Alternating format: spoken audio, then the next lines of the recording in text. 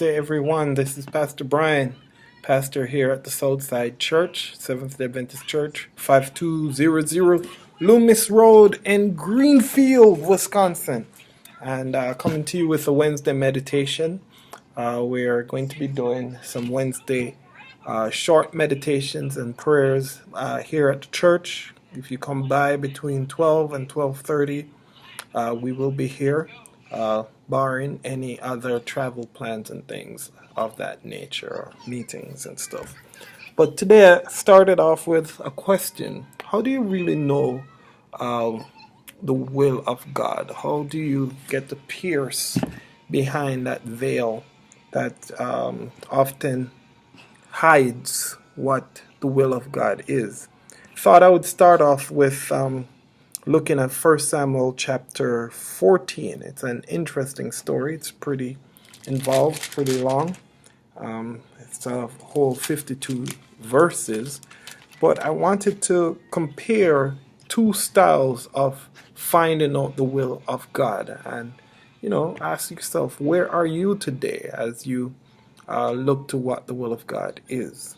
So here is the story of Jonathan and his armor bearer, and then Saul and the priests of God. And we ask the question, how do you really know the will of God? Let's read a few verses to get some context. I share some principles, and hopefully you'll be blessed by these principles as you struggle to do what you believe God is calling you to do. We know we walk by faith, not by sight. But there's a thin line sometimes between faith and presumption, though we don't want to miss out on some opportunities because of our lack of faith. Here's what the Bible says. 1 Samuel chapter 14, reading from verse 1 onward. Now it came to pass upon a day that Jonathan the son of Saul said unto the young man that bare his armor, Come, let us go over to the Philistines' garrison, that is on the other side. But he told not his father. And Saul tarried in the uttermost part of Gibeah, under a pomegranate tree, which is in Migron. And the people that were with him were about 600 men, so not a lot of men. And Ahiah, the son of Ahitub, Ichabod's brother, the son of Phinehas, the son of Eli, the Lord's priest in Shiloh, wearing an ephod. And the people knew not that Jonathan was gone. And between the passages by which Jonathan sought to go over unto the Philistines' garrison, there was a sharp rock on the one side and a sharp rock on the other side. And the name of the one was Bozez, and the name of the others was Shene. The forefront of the one was situate northward over against Michmash, and the other southward over against Gibeah. So now here is the plan that Jonathan devises with his armor bearer. He says to the young man that bare his armor, Come, let us go over unto the garrison of these uncircumcised. It may be that the Lord will work for us, for there is no restraint to the Lord to save by many or by few. And the armor bearer said unto him, Do all that is in thine heart. Turn thee, behold, I am with thee according to thy heart. So don't have a lot of time, but I wanted to touch on that a little bit. Notice it wasn't a clear-cut situation for Jonathan to decide whether or not to go. There were a lot of obstacles in the way to get to the garrison. And by the way, he's attacking a garrison. He's attacking a stronghold. Apparently, they have the elevated position. So already he's attacking from a position of weakness, really. He does not have the manpower. He does not have the equipment. Chapter 13 tells us that Israel at the time were basically farmers fighting. The only people with swords were Saul and Jonathan. So Jonathan's armor bearer, I am going to assume, didn't even have a sword. And here they are going up against a garrison of the Philistines. How do you know the will of God? Is it that when God calls us to do things, they're feasible things? They should work. They ought to work. Everything is lined up. If you wait for everything to be lined up, I tell you, we would not do anything, really, because that's not life. Life sometimes comes at us without us being fully equipped to deal with it. If we count our resources, we're outmanned. We're not in the best position.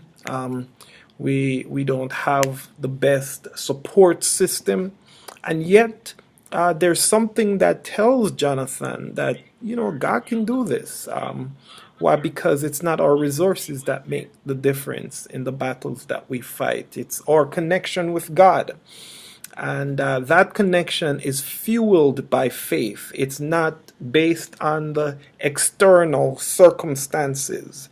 Yes, we look to get indicators of what God is trying to tell us, but faith is internally motivated. So Jonathan is following his heart. It's a dangerous thing. We know the heart is desperately wicked.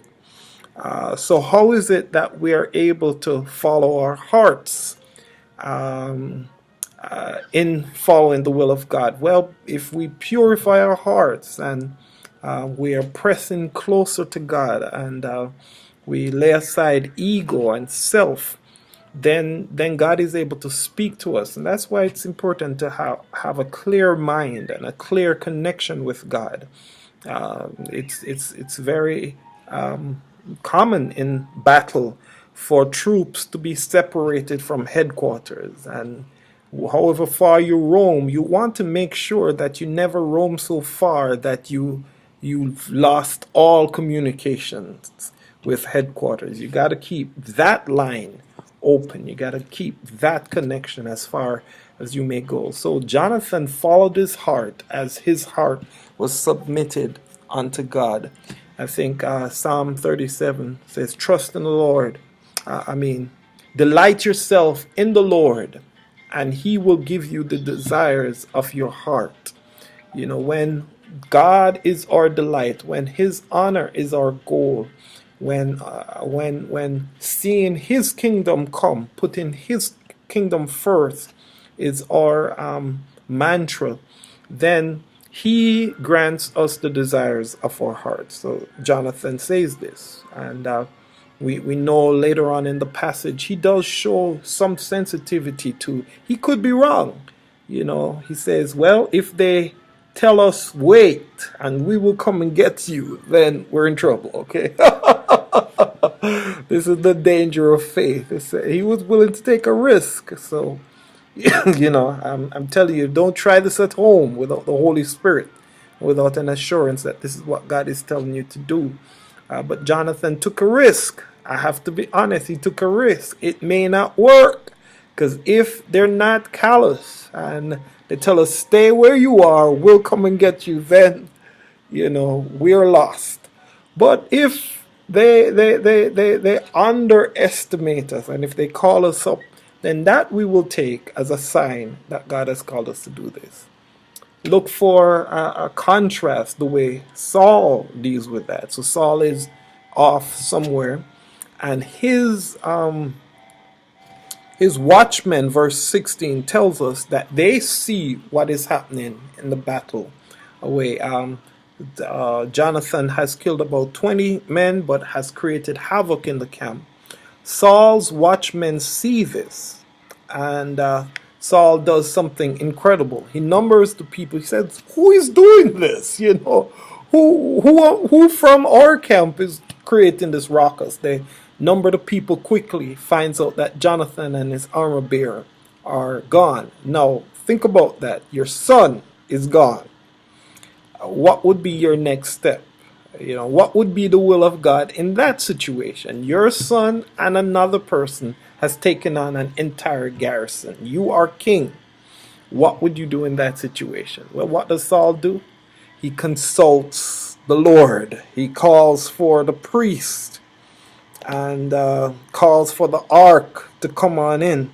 And while he's doing that, the battle is getting sorer and sorer and sorer. So it's coming to a certain point, and And then he finally decides, okay, we don't have even time to call for the symbols of God's presence when it is so clear that God is speaking. Do this now. This is the opportunity for you to do it now. Saul hesitated, he flinched, he froze, whereas Jonathan acted in faith and pushed forward. Saul froze, and the victory was given to Jonathan. Now, how does this apply in our lives? We're not on a battlefield. Physically, most of the times. We may be there psychologically.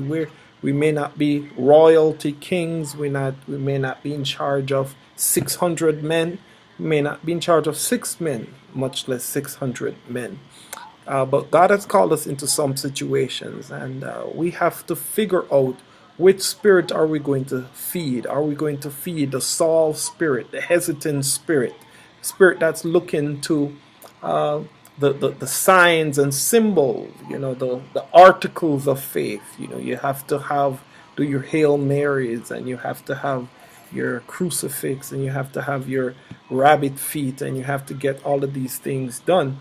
And I know he wasn't doing that in particular, but he was using the Ark of the Covenant in that way. His relationship with God wasn't strong, and so he used the articles of faith to substitute for the real thing, faith itself. Are we going to feed that spirit that even when it is obvious, this is what God is saying, we wait. Even when our family is in peril, we wait. Even when the battle is getting to the apex, a critical point, we wait, waiting to hear what God has already spoken. Or shall we be like Jonathan, to follow God's initiative? It may be a still small voice. It may not be that clear cut. There may be risks involved. Yes, there is a strong possibility that you could fail. But the truth is, success is often snatched from the jars of defeat. God speaks to us when the circumstances have not changed. He spoke to Moses while the people were still in bondage. They had no army, they had no artillery. What did Moses have? He had a staff, and he had a promise from God that he would be with him. And many times that's all we need, going back to what Jonathan says, the faith that I'm hoping that you will be inspired to have today. The faith that says, for with God, it may be that God will work for us. It may be that God will work for us. Tentative, yes, but moving forward. For there is no restraint to the Lord to save by many or by few. I want to pray for you today that you will have that faith that Jonathan exhibited, the faith that says, with God, there is no restraint. He is able to save by many or by few. Follow your heart as your heart is dedicated unto God. Don't be afraid. Don't vacillate, but walk in the ways of faith. God bless you. We'll see you next week by the grace of God.